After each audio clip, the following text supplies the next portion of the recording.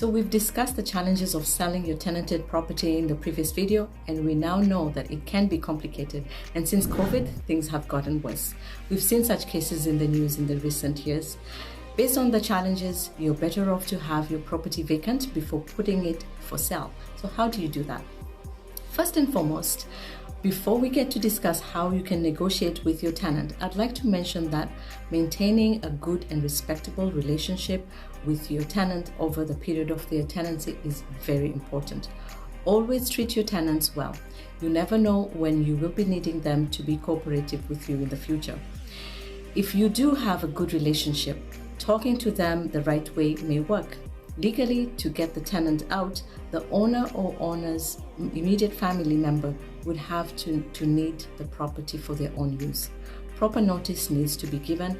However, they may not work if the tenant feels that the landlord is not dealing with them in good faith. Mistrust might cause friction between the landlord and the tenants may not cooperate at the time of sale. Recognizing that each situation may be unique, let's explore the options that the landlord has if politely asking doesn't work.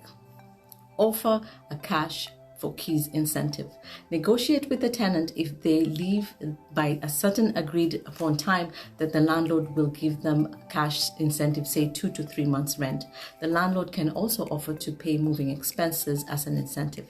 It may seem counterintuitive, however, look at it as an investment rather than going through a lengthy legal battle.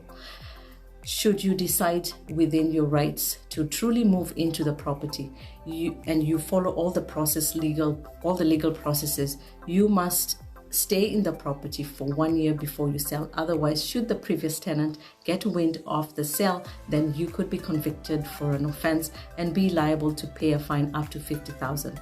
Most importantly, make sure that whatever you do, don't break any laws. Hope you found this helpful.